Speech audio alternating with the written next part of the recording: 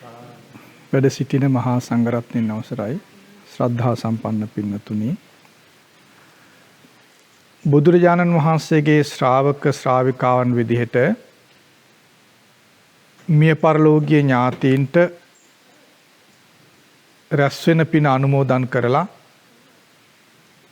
පරලෝකයේ යහපත පිණිස උපකාර කරන්න පුළුවන් කියන විශ්වාසය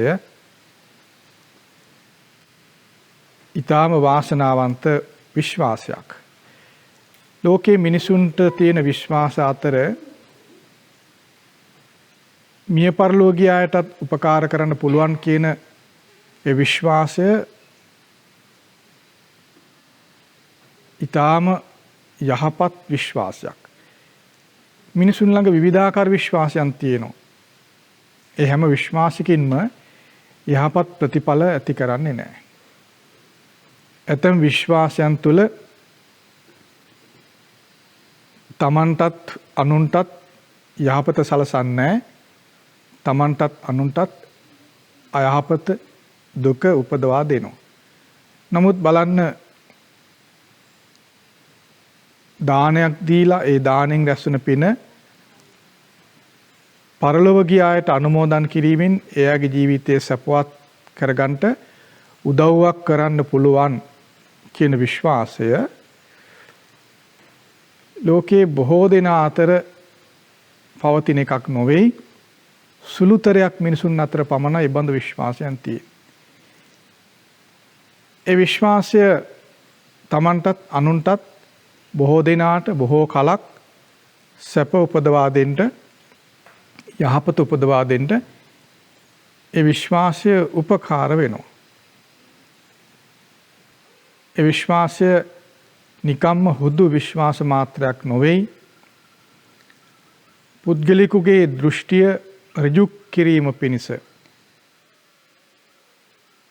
පූර්ණ වශයෙන් නිවැරදි කර ගැනීම පිණිස උපකාර වන සම්මා දිට්ඨියට අයත් ධර්මතාවයක්. පින පව ගැන විශ්වාසය, පරලෝක ගැන විශ්වාසය, දන් දීමෙහි විපාක පිළිබඳ විශ්වාසය ඇතිවයි මෙමදු පුණ්‍ය කර්ම කරන්නේ. ඒක ලෞකික සම්මාදිට්ඨියට අයිති ධර්මතාවයක්. ඒ ලෞකික සම්මාදිට්ඨිය උපදින්න උපකාර වන්නේ බුදුරජාණන් වහන්සේගේ වචනේ පිළිගැනීම. ඒ නිසා බුදුරජාණන් වහන්සේගේ ධර්මයේ තිබෙන කලක ඒ ලෞකික සම්මාදිට්ඨියෙන් යුක්තව කටයුතු කරන අය ඒ බුදුරජාණන් වහන්සේ කෙරෙහි ඇතිවන විශ්වාස මාත්‍රය ඒ මට්ටමින්ම රඳවා නොගෙන ඒ ශ්‍රද්ධා මාත්‍රය පරිපූර්ණ දෙයක් බවට පත් කරගන්න උත්සාහ කළ යුතුයි. ඒ සම්මාදිට්ඨිය, ඒ ලෞකික සම්මාදිට්ඨිය ලෝකෝත්තර සම්මාදිට්ඨිය දක්වා දියුණු කරගන්නට උත්සාහ කළ යුතුයි. ඒ සඳහා මෙබඳු පින්කම් උපකාර වෙනවා. මෙබඳු පින්කම් ආධාර වෙනවා. ඒ නිසා මේ වගේ පින්කම් කරනකොට මෙහි නොරැඳී, මේ මට්ටමේම නොපවති මෙයින් ඉහළට නැගී සිටීම පිණිස උත්සාහ කළ යුතුයි. ඒ සඳහා ධර්මයේ ඉගෙන ගත යුතුයි. බලන්න, අද ඔබ මේ පින්කම කරන්නේ මීට මාස 3කට පෙර මිය පරලෝකීය තමන්ගේ බිරිඳ, තමන්ගේ ඥාතිවරියට අනුග්‍රහ කිරීම පිණිස. මීට මාස 3කට පෙර එතුමිය මිය පරලෝකීය දිනවලදී ඔබගේ සිතේ ස්වභාවය සහ දැන් ස්වභාවය කොහොමද? එතුමිය මිය පරලෝ යන්ට මත්තෙන් ඒ ආසන්න කාලය තුල ඔබගේ සිතේ ස්වභාවය, ඒ ආසන්න කාලයේදී ඔබගේ සිතේ ස්වභාවය සහ දැන් ස්වභාවය කොහොමද? බලන්න. එතුමිය බරපතල විදිහට රෝගාතුරු වුණා කියලා දැනගත්තාම විශාල ශෝකයක් ඇති වුණානේ. එතුමිය මිය පරලෝ ගියා කියලා දැනගත්තාම ඒ දින කීපය දරා ගන්න බැරි තරම් ශෝකයෙන් කනගාටුවෙන් ඥාතීන් ගත කළේ. නමුත් අපි මේ සසඳලා බැලුවොත් පේනවා මේ වෙනකොට ඒ එදා තිබුණ ඒ ස්වභාවය හිතවල නැහැ. වරදවල වටහා ගන්න එපා. මේන් අපි අදහස් කරන්නේ නැහැ එදා ශෝක කළා මේ ශෝකය අදත් තිබිය යුතුයි කියලා නෙමෙයි අපි කියන්නේ. එදා ශෝක කළා, එදා වැළපුණා, ඊටාම දුකටපත් වෙලා වාසය කළා. නමුත් ඒ ස්වභාවය අදත් පවත්වාගත යුතුයි, ඉදිරියට පවත්වාගත යුතුයි කියලා නෙමෙයි අපි කියන්නේ. ඇතැම් අය එහෙම කරනවා. ඇතැම් අය යම් කනගාටුවක්, ශෝකයක් ඇති වුණාම මේක දිගට පවත්වාගෙන යනවා. ඇතැම් විට අවුරුද්දක් දෙකක් නෙවෙයි ජීවිත කාලේ පුරාම ඇතැම් සිද්ධි නිසා ඇතිවෙච්ච කනගාටු වීම, ශෝක කිරීම, වැළපීම් පවත්වා දුකසේ වාසය කරන ඇතැම් අය ඉන්නවා. ඒක නොකළ යුතු නුසුදුසු අනර්ථවත් දෙයක්. ඒ නිසා මම මේ ප්‍රකාශ කරන්න යන්නේ එදා දුකක් ඇති වුණා, අද ඒක අමතක වී තිබීම වැරදි විදිහට කල්පනා කිරීමකට නොවේයි මා ඔබ යොමු කරන්නේ. එදා දුකක් ඇති වුණා නම් ඒ දුක පවත්වාගෙන යෑමක් අවශ්‍ය වෙන්නේ නැහැ. නමුත් බුදුරජාණන් වහන්සේගේ ධර්මයේ ඉගෙන ගන්න ආය විදිහට තේරුම් ගත යුතුයි. එදා ඔබට දුකක් ඇති වුණාම එදා යම් සිද්ධියක් නිසා දුකක් ඇති වුණා. ඒ ඇතිවෙච්ච දුක පවත්වාගෙන යෑමක් නොකළ යුතුයි. නමුත් ඒ සිද්ධියේ මුල් කරගෙන බුදුරජාණන් වහන්සේගේ ධර්මයේ ඉස්මතු වෙනවා. අන්න ඒක පවත්වා ගන්න ඕන. ඒ සිද්ධි තුල බුදුරජාණන් වහන්සේගේ ධර්මයේ ඉස්මතු වෙනවා. අන්න ඒක අපි දකින්න ඕන. ඒක ඉස්මතු කර ඒ ධර්මයයි අපි පවත්ව ගන්න ඕන. ඇතැම් අය ඒ දුක පවත්වාගෙන එනවා. සමහර අයට යම් දුකක් ඇති වුනහම ඒක අතහැර ගන්න බෑ. මුළු ජීවිතේම අඳුරට වැටෙනවා. සී කල්පනාවක් නැති වෙලා උමතුටපත් වෙනවා. තමන්ගේ කරන කියන දේවල් කඩා කප්පල් කරගන්නවා. අසනීප වෙනවා. ජීවිතේ එතනින් විනාශ වෙලා යනවා සමහර අයගේ. ඒ මොකද අර දුක පවත්වා එන නිසා. එහෙම අය ඉන්නවා. ඒක අනුවන ක්‍රියාවක්, නොකළ යුතු දෙයක්, අනර්ථවත් දෙයක්. ධර්මයේ ඉගෙන ගන්න අය විදිහට එසේ නොකළ යුතුයි. ඒ සිද්ධිය වෙද්දී පවා දුක පවත්වා ගන්න නැතුව ඉන්න උත්සාහ කළ යුතුයි. ධර්මයේ ඉගෙන ගන්න අය විදිහට කළ යුතු දෙයක් තියෙනවා. ඒ තමයි අපි ඉන්න පරිසරය තුළ ධර්මයේ ඉස්මතු වෙන වෙලාවල් තියෙනවා. අන්න එතකොට ඒ ධර්මයේ අපි එතකොටවත් එතකන් ඉන්න උමනා දෙයක් නෙමෙයි ධර්මයේ දැකීමට. ඒ ධර්මයේ ඉස්මතු වෙද්දීවත් මෙයයි ධර්මය කියලා දකින්න අපි සමර්ථ වෙන්න ඕන. ඒ දකින්න ධර්මය අමතක නොකොට පවත්ව ගන්න ඕන.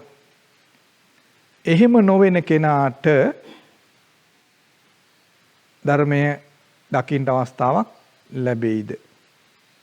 ධර්මයේ ඉස්මතු වෙද්දී මෙයයි ධර්මය කියලා අපට දකින්න බැරි නම් ධර්මයේ ඉස්මතු නොවී තියෙන කලක අපි කොහොමද ධර්මය දකින්නේ? නේද? ඇතම්ම ඉන්න ධර්මයේ ඉස්මතු වෙවි තියෙන්න ඕනේ. ධර්මයේ දැක ගන්න යාට පුළුවන්කම තියෙනවා. නමුත් බුදුරජාණන් වහන්සේ පෙන්වන විදිහට ධර්මයේ ඉස්මතු වෙද්දීවත් අපි ධර්මයේ දකින්න පුළුවන් වෙන්න අපිට පුළුවන් වෙන්න ඕන. අන්නේ ධර්මයේ අත් නොහැර පවත්ව ගන්න ඕන. එයයි කල යුත්තේ. ඇතැම් අය ධර්මයේ ඉස්මතු වෙද්දී ඒ ධර්මයේ දකින්න සමර්ථ වෙන්නේ නැහැ. ශෝක කර කර වැළපී ඉන්නවා. ටික බොහෝ කලක් ඒ ශෝකයේ වැළපීම පවත්තා ඉඳලා Tamanගේ සාමාන්‍ය ජීවිතේ පවා අඩාල කරගෙන අඳුරින් අඳුරට යන අය ඉන්නවා. ඊළඟට ඇතැම් අය ධර්ම ඉස්මතු වෙද්දී ඒ නිමිත්ත මුල් වෙලා ශෝකයටපත් වෙන වැළපෙනවා. දවසකින් දෙකකින් ඒකත් අමතක වෙලා යනවා. ආයෙත් සුපුරුදු විදියට අර විනෝදකාමී සාමාන්‍ය ජීවන රටාවට වැටෙනවා. ආයෙ යම් දවසක ධර්ම ඉස්මතු වෙන දෙයක් වෙනවා. ආයෙත් ඔන්න පොඩ්ඩක් අඬනවා, ශෝක කරනවා. ආයෙත් ඒ ටික දවසකින් අමතක කරලා ආයෙත් සාමාන්‍ය ජීවන රටාවට වැටෙනවා. සාමාන්‍ය ජීවන රටාව කියන්නේ මොකක්ද මේ? මණ්ඩේ ඉන්න කෙනාට මණ්ඩේ සිටීම සාමාන්‍ය ජීවන රටාව. වතුරේ ඉන්න කෙනාට වතුරේ ඉඳීම සාමාන්‍ය ජීවන රටාව. අපිට කාම ලෝකේ ඉන්න අයට සාමාන්‍ය ජීවන රටාව කියන්නේ කාමයන්ටම ගිදුරු වෙලා ඉන්න එක. ප්‍රිය රූප බලනවා, මිහිරි හඬ අහනවා. ඒ වගේ ප්‍රිය රූප, ශබ්ද, ගන්ධ, රස, පහස අරමුණු මේවා විඳ ඉන්නේමනේ කාම ලෝකේ ස්වභාවය. එතකොට ධර්ම ඉස්මතු වෙන වෙලාවක් තියෙනවා. මරණයක් කියන්නේ. ඒතර ඔන්න අර ප්‍රිය රූප, ශබ්ද, ගන්ධ අමතක කරන ටික වෙලාවක් අමතක වෙලා ඔන්න වැළපි ඉන්නවා. ඒ වැළපෙන්නේ අර ප්‍රිය දේ නැති වුණා කියන ඒක නිසා විතරයි. ඒ නිසා වැළපි ඉන්නවා. දවසෙන් දෙකකින් ඉවරයි ආයෙ විනෝදකාමී ජීවිතේට වැටෙනවා. අතලොස්සක් දෙනා ඉතින් ඒක ඒ නිමිත්ත මුල් කරගෙනම අඬ වැළපෙලා ඉඳලා ජීවිතේ තවත් අවාසනාවන්ත කරගන්නවා. සීකල්පන නැති කරගෙන අඳුරට යනවා. ඔහොම දෙයක් නේද මේ ලෝකේ තියෙන්නේ. ටික දෙනෙක් අඳුරටම යනවා ශෝක වෙලා. බහුතරයක් දෙනා ඒ ධර්මයේ ඉස්මතු වෙන නිමිති ඉස්මතු වෙද්දී එතින්දී අඬනවා, ශෝක කරනවා, වැළපෙනවා. දවසෙන් දෙකකින් ඒක අමතක කළා ආයෙත් කාමභෝගී විනෝදකාමී ජීවිතයට වැටෙනවා. ඒක නේද ලෝකේ තියෙන්නේ. ඒකයි තියෙන්නේ. ඉතින් නමුත් ධර්මයේ අසු අය ධර්මයේ ඉගෙන ගත්ත අය තුළ ශ්‍රද්ධාව මාත්‍රයක් හරි තියෙනවානේ. ඒ නිසා ඒගොල්ල චාරිත්‍රාක් විදිහට වේවා භික්ෂූන් වඩමලා නැත්නම් භික්ෂූන් බැහැදකලා දානමාන දීලා පින් අනුමෝදන් කිරීම බොහෝ වෙලාවට චාරිත්‍ර විදිහට බොහෝ වෙලාවට සමාජය කරන පිළිවෙලට නැත්නම් මේ 3 මාස දානයක් කියලා අපි සමාජේ පවතින ක්‍රමයක් නේ කරන්නේ නේ එහෙම ක්‍රමයක් නේ නැත්නම් ඔබම කල්පනා කරලා බලන්න මීට පෙර කවද්ද ඔබ පින් දුන්නේ කියලා මේගේ බිරිඳට හෝ සහෝදරට පින් දුන්නද මාස 3 එළවෙනකම් හිටියානේ ඈ මාස 3 එළවෙනකම් හිටියානේ නේද? දැන් දෙමාපියන්ට පින් දීම ඕන දවසක පුළුවන් කරන්න. නමුත් අපි මේ නියම අර චාරිත්‍රාක් වගේ දිනයක් එළමෙනක ඉන්නවනේ. එහෙමනම් අපි මේක ඇත්තටම බැලුවොත් ගොඩක් වෙලාවට කරන්නේ මේ යම් සමාජ සිරිතක්, සමාජ චාරිත්‍රයක්, සමාජයේ තියෙන සංස්කෘතික අංගයක් එක්ක එකතු වෙලා මේ පින්කමක් කරනවා මිසක අප තුළ තිබුණ බැසගත් සද්ධාව එහෙම නැත්නම් බල සම්පන්න සද්ධාව මුල් වෙලාම නෙමෙයි. හැබැයි සද්ධා මාත්‍රේ තියෙනව නැති නේ. සද්ධාව තියෙනවා. ඒ සද්ධාව එකතු කරගෙන සමාජ චාරිත්‍රයක්, සමාජ පුරුද්දක්, ඒ වගේ ක්‍රමයක් එක විතරයි අපි සද්ධාව තියන් ඉන්නේ. නැත්තම් අපට හැමදාම පින් දෙන්න පුළුවන්. හවසට වන්දනා කළා පිනක් රැස් වෙනවා, පින දෙන්න පුළුවන්, අනුමෝදන් කරන්න පුළුවන් නේ. පුළුවන්ද බැරිද? පුළුවන්. අපි හොඳට රස්සාව කරනවා, පිනක් රැස් වෙනවා. ඒ පින අනුමෝදන් කරන්න පුළුවන්. පුළුවන් නේද? මාස 3ක් ගත වෙනකම් සිටිය යුතු නෑ. ඒතර ඒ අපි සමාජයේ පවතින පොදු ක්‍රමයක එක එකතු වෙලා ඉන්නෝනේ. ඒ නිසා අපේ තියෙන සද්ධා මාත්‍රය දියුණු වෙන්නේ නෑ. එක තැන තියෙන. ඒ විදිහටම තියෙනවා. එක දියුණු නොවි ඒ විදිහට තියෙන එක ෂේ වෙනවා මිසක ඉබේ වැඩි දියුණු වෙන්නේ නෑ. ඒ නිසා බලන්න යමෙක් මලම් පස්සේ 7 දවස් දාන දෙනවා, 3 මාස දාන දෙනවා, කලාතුරකින් අවුරුද්දේ දාන දෙනවා. එච්චරයි. ඉවරයි නේ. එතන ඉවරයි නේ. ඒකයි මම කියේ ශ්‍රද්ධා මාත්‍රයක් නැතුව නෙමෙයි ශ්‍රද්ධාව තියෙනවා. ඒ ශ්‍රද්ධාව අපි එකතු කරන් ඉන්නේ සමාජ සිරිත් ආදී දේ සමග ඇති වෙන ක්‍රමයක් එක විතරයි. අපේ ශ්‍රද්ධාව දියුණු කරගනිමින් දියුණු කර ගැනීම පිණිස උත්සාහයක් ගන්නෙ නැහැ. ඒ ශ්‍රද්ධාව දියුණු කර ගැනීම පිණිස කුමක්ද කළ යුත්තේ? දැන් බලන්න ඔබ මේ අපට තියෙන මේ ශ්‍රද්ධාව පොඩි එකක් නෙමෙයි. මේ පරිලෝකී කෙනාට පිනක් අනුමෝදන් කරන්න පුළුවන් කොහොම අද ඉන්න බල සම්පන්නම ලෝකෙම පිළිගත්ත අඟහරු ලෝකයටත් යන්න උත්සාහ කරන මිනිස්සුවත් පිළිගන්නේ නැහැ ඒක. අපි වගේ පුංචි මිනිස්සෙක් ළඟ තියෙන පිළිගැනීම මේ ලෝකේ දැවැන්ත මිනිස්සුවත් පිළිගන්නේ නැහැ. එහෙනම් ඒ ශ්‍රද්ධාව බලවත් එකක් අපේ පොඩි නෙමෙයි. නේද? අපි ළඟ තියෙන අහිංසක ශ්‍රද්ධා සිත බල සම්පන්න එකක්. බල සම්පන්න චිත්ත බලයක්. ඒ නිසානේ අපි මේ පින්කම් කරන්නේ. නමුත් ඒක වැඩි දියුණු නෙවෙයි ෂේ වෙලා යන්නේ ඇයි? ඒක අපි පාවිච්චි කරන මේ සමාජ සිරිත් විරිත් එක විතරයි. එතන යහට අපිට ඒක කරගන්න බෑ.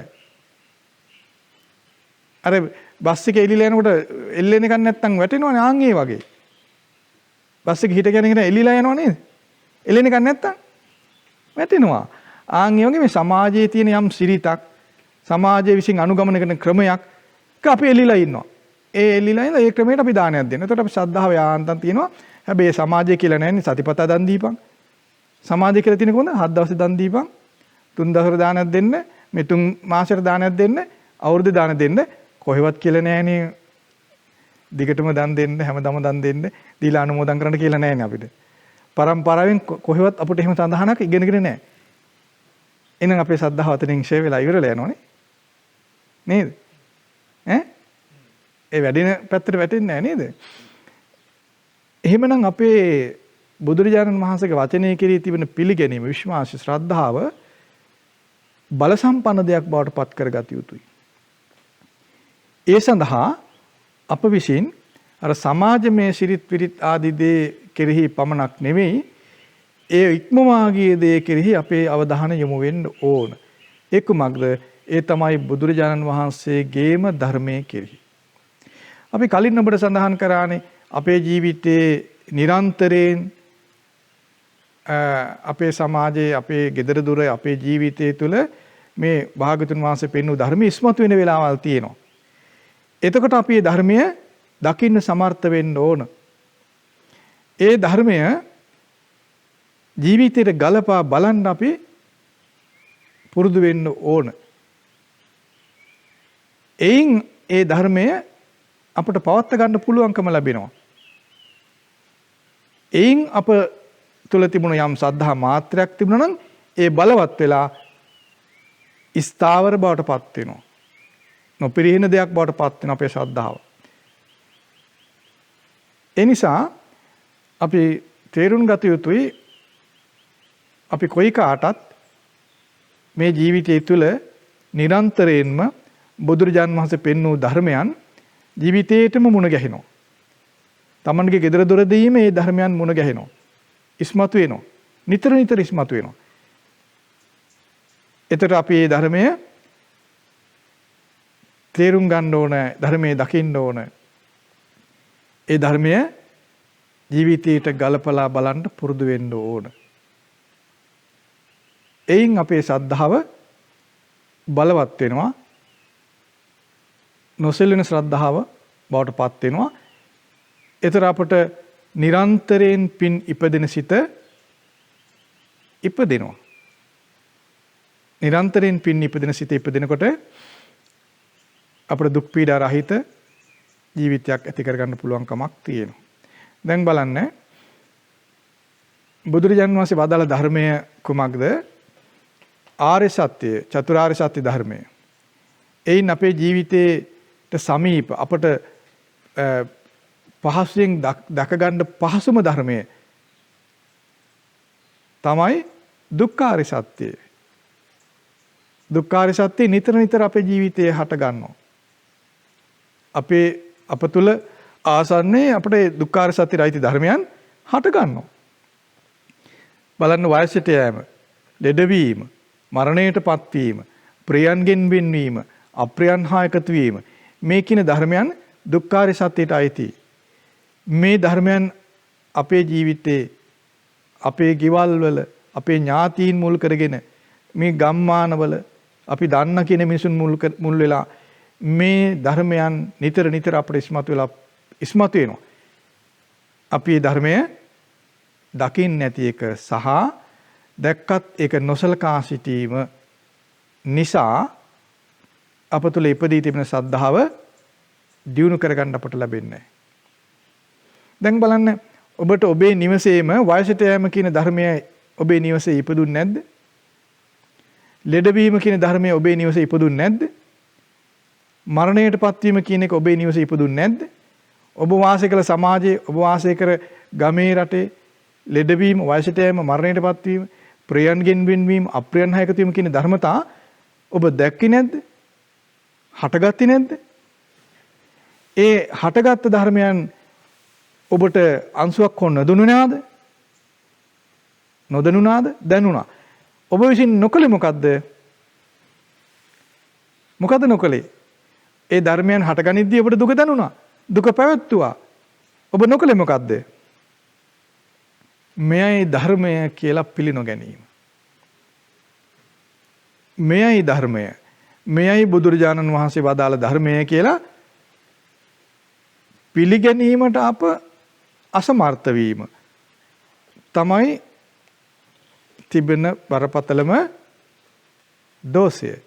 ඒතර යම් කෙනෙකුට ධර්මයේ ඉස්මතු වෙන අප තුලසෝ අප ඉන්න වටපිටාවේ හෝ ධර්මයේ ඉස්මතු වෙද්දී යමෙකුට තේරුණොත් මෙයයි ධර්මය කියලා ඔහු ඒ ධර්මය ජීවිතයට ගලපා බලන්ට සමර්ථ වුණොත් ඔහුගේ ශ්‍රද්ධාව බලවත් වෙනවා. ඔහුට ඒ ධර්මය පවත්ව ගන්න පුළුවන්කම ලැබෙනවා. එයින් ඔහු තුළ තිබූ ශ්‍රද්ධා මාත්‍රය සම්පූර්ණ කරගෙන ධර්මයෙන් පරිපූර්ණ ප්‍රතිලාභ ලබන කෙනෙක් බවට පත් වෙනවා. බලන්න දැන් අපි කොයි කාගේ නිවෙස්වල වයසට යන ස්වභාවය ඇති වෙනවා. අම්මා වේවා, තාත්තා වේවා, ආච්චි සීයා වේවා, වැඩිමල් සහෝදරෙක් වේවා වයසට යන ස්වභාවයට ගොදුරු වෙනවා. ඒතර ඒ වයසට යන ස්වභාවය තුළ ඔහු බොහෝ කලක් ඉන්නව නේද? දවසක්ද දෙකක්ද කී දවසක් ඉන්නවද? කෙස් පැහිලා, දත් දිරලා, කොන්ද වකුටු ගැහිලා, යන්න එන්න බැරුව, කුද වෙලා, කන්න බැරුව නේද? නැගිට ගන්න බැරුව, වැසිකිලි කැසිකිලි ආ ගන්න බැරුව, දිරලා ගිය ශරීරයක් ඇතුව, කෙඳිරි ගෑවෙමින් යන ශරීරයක් ඇතුව අපේ අම්මා වේවා, තාත්තා වේවා, සහෝදරයෝ වේවා ඉන්නවා අපි දැකලා තියෙනවා. නේද? එතකොට අපට අනේ අපොයි කියලා හිතෙනවා නේ. එතනින් අපි ඔක අමතක කරනවානේ. නේද? බලන්න උතර මේ දුකට අයිති ධර්මය මොකද්ද? වයසට යෑම දුකයි කියන ධර්මය අපේ ජීවිතේ පහනක් දැල් වෙන්නා වගේ, අපේ නිවසේ පහනක් දැල් වෙන්නා වගේ නිරන්තරයෙන් බොහෝ කලක් තියෙන ධර්මතාවයක්. නමුත් ඒයින් එළිය දකින්න අපි කාටද පුළුවන් වෙන්නේ? මරණය නම් මැරිලා දවසෙන් දෙකෙන් අපි ඉවරයි කියමුකෝ. නමුත් වයසට ගිහිල්ලා ලෙඩ වෙලා බොහෝ කලක් ගෙවල් වල ඉන්නවා. දැන් අපිට අපේ තාත්තා වයසට ගිහිල්ලා ගොඩාක් කල් ගෙදර හිටියා. ලෙඩ වෙලා මාස ගාණක් ඇඳේ හිටියා, එකතැන මල පහ වෙන්නේ. දැන් අපේ අම්මා ලෙඩ වෙලා ඉන්නවා. බොහෝ වෙලා අවස්ථා ගණනාවක් බරපතල රෝගාතුර බවට පත් වුණා. දැන් ලෙඩ වෙලා වයසට ගිහිල්ලා ගොඩාක් කල් ඉන්නවා. දැන් යන්න එන්න බෑ. අනුන්ගේ උපකාරයෙන් යන්නේ ඉන්නේ.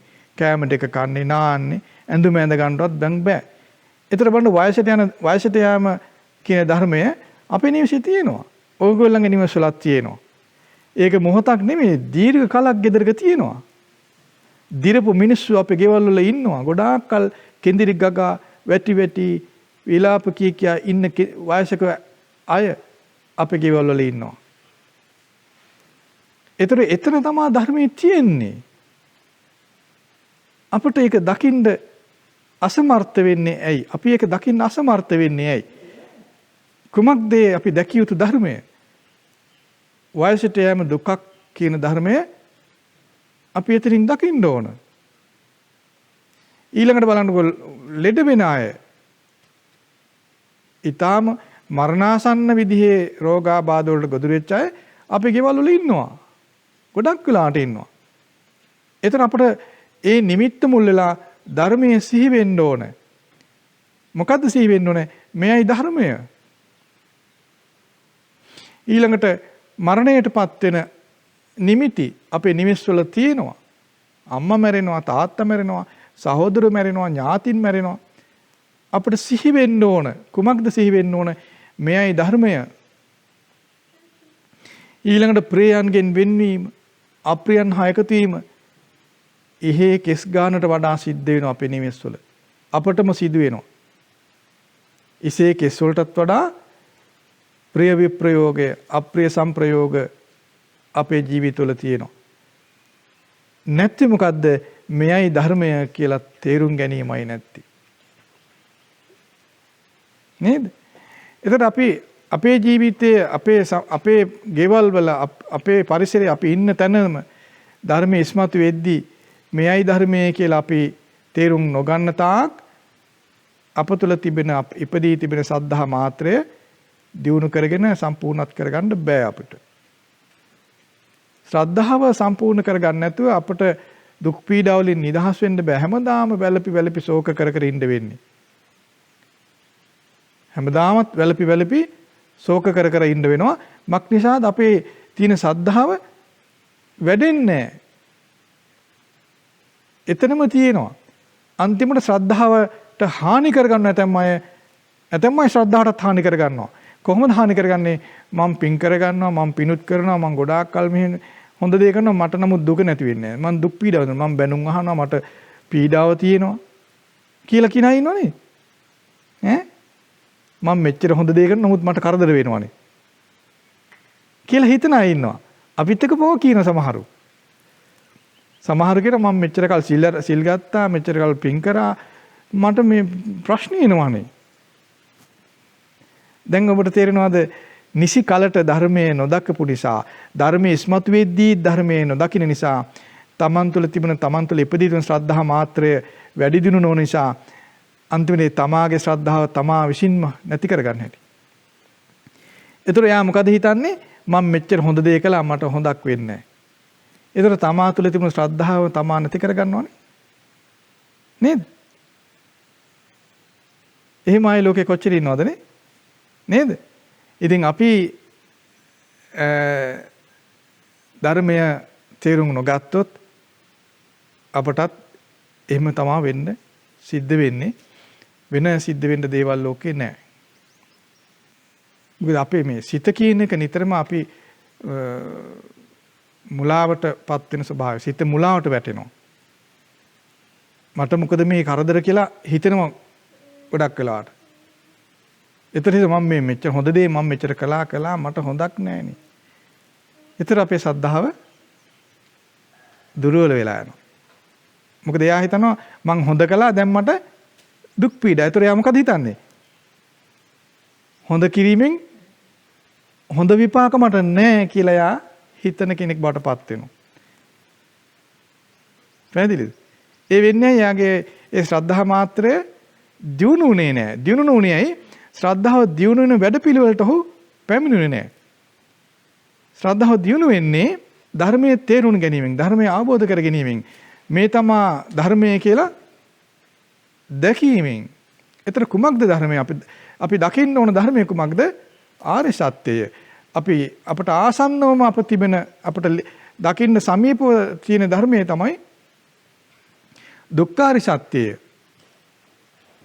දුක්ඛාරි සත්‍ය, දුක්ඛ සමුදය, දුක්ඛ නිරෝධය අපි සමීපේ අපට දැකීම අපහසුයි එකපාරට. ඒක ඉපදෙන්න ඕන සමුදය මේ නිරෝධය නේද? මාර්ගය දකින්න ඕන, දකින්න බැරි කමක් නෙමෙයි. නමුත් අපට නිතර බහුල වශයෙන් ඉපදෙන දේ තමයි දකින්න ලේසි. දුක්ඛාරි සත්‍යයි දැකීම පහසු වෙන්නේ සහ දකින්න උත්සාහ කරන්න ඕන. ඒතර දුක්ඛාරි සත්‍යයට අයිති ධර්මයන් අපේ නිවසේ ආසන්නයේ හටගනිද්දී අපි ධර්මය දකින්න ඕන. කොහොමද දකින්නේ? මෙයයි ධර්මය. කොහොමද දකින්නේ? තව දුරටත් ඉගෙන ගන්න. මේ තමයි දුක කියලා අපි තේරුම් ගන්න ඕන. මොකද්ද මේ තමයි දුක කියලා කියන්නේ? බුදුරජාණන් වහන්සේ දුක ගැන කියලා දුන්න දෙයක් තියෙනවා. වයසට යෑම දුකයි කියලා භාගතුන් වහන්සේ පෙන්නනෝනේ. ඒතර වයසට යන කෙනෙක් අපේ නිවසේ ඉන්නකොට එතකොට අපට තේරෙන්න ඕනේ වයසට යෑම දුකයි කියලා භාගතුන් වහන්සේ පෙන්නවා. මේ තමයි ඒ දුක. වයසට යෑම දුකයි කියලා කිව්වේ මේකටයි. මේ තමයි දුක කියලා අපට තේරෙන්න ඕන. සිහි වෙන්න ඕන. අපි සිහි කරන්න ඕන. ලෙඩවීම දුකක්. දුකට අයිති දෙයක්. ඉතින් රෝගාබාධ වලට ගොදුරුන අපේ නිවෙස්වල ඉන්නවා.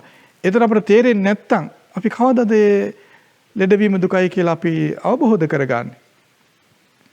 අපේ නිවසේම මරණයක් තියෙන වෙලාවල් තියෙනවා. ඒතකොටවත් අපි තේරුම් ගත්තේ නැත්තම් මරණයටපත් වීම දුකයි මේ තමා දුක කියලා තේරුම් ගත්තේ නැත්තම් කවදාද අපි තේරුම් ගන්නේ?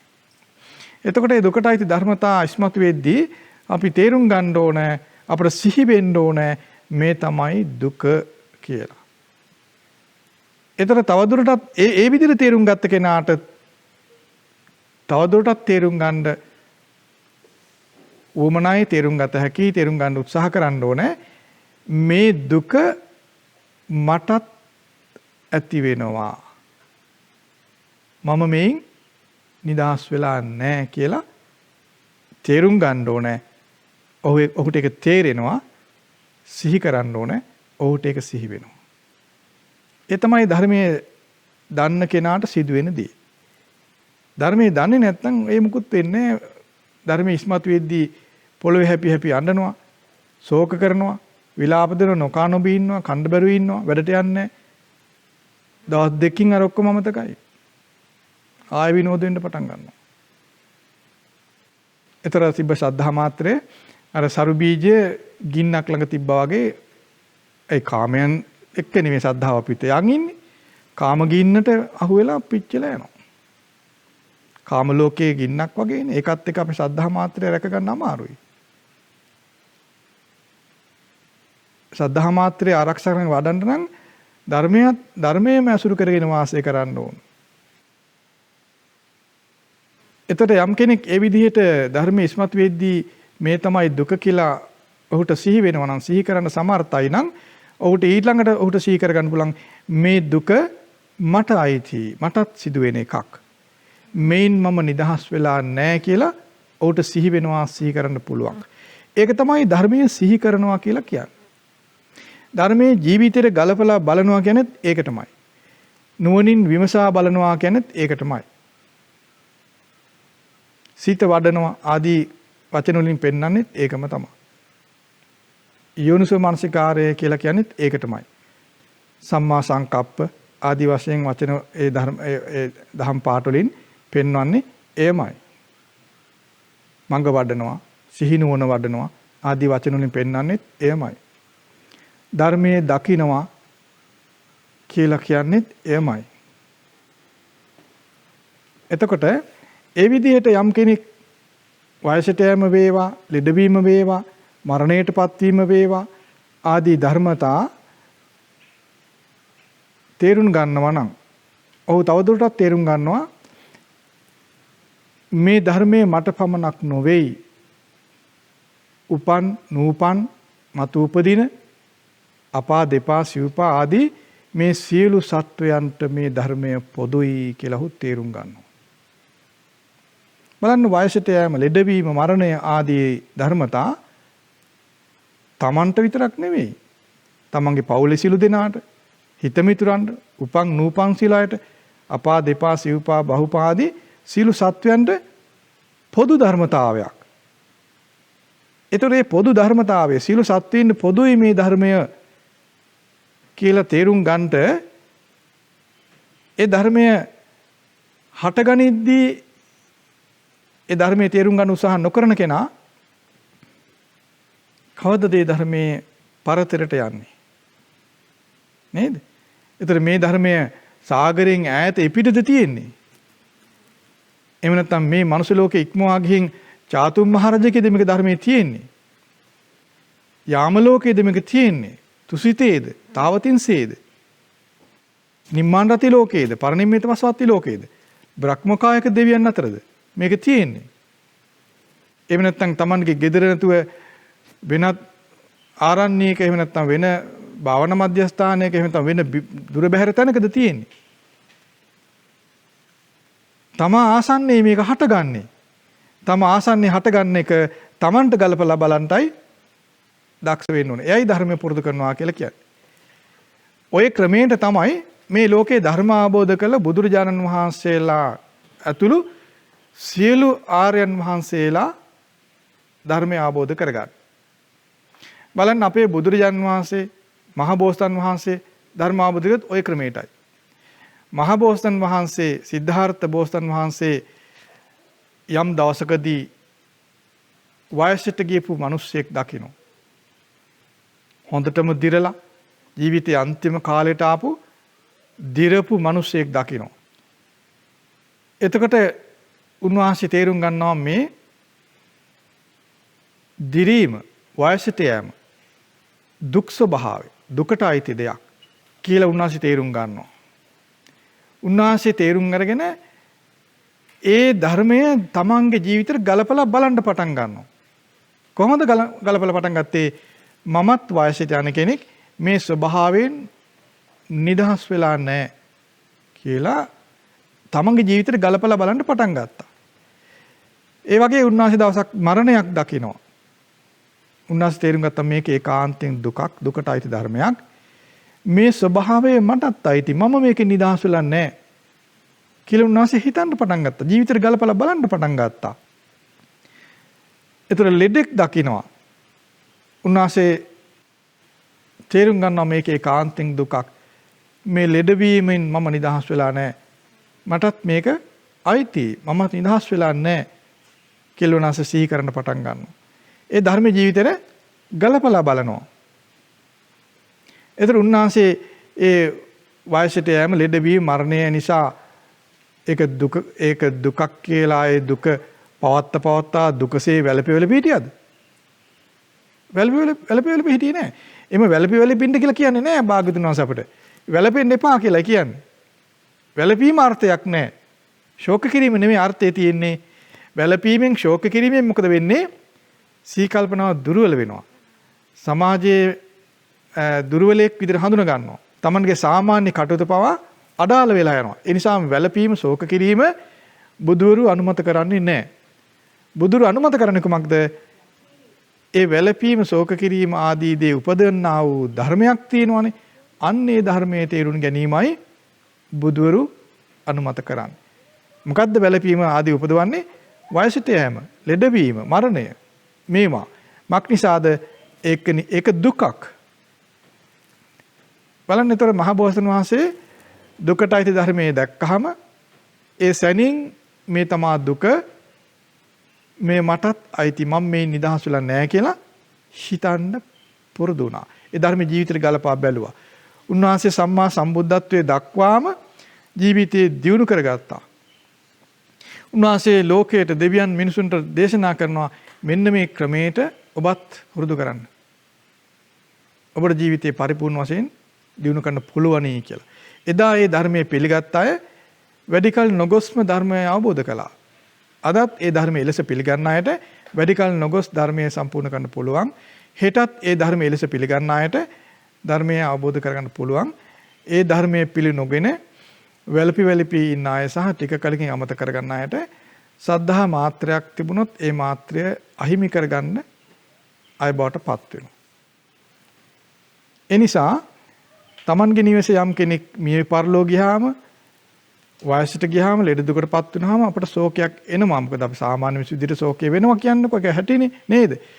නමුත් අපි ඒයින් නොනැවති ඒට යට නොවි ඒ ශෝකය ඇති කරන නිමිත්ත තුල පවතින ධර්මය තේරුම් ගන්නවා.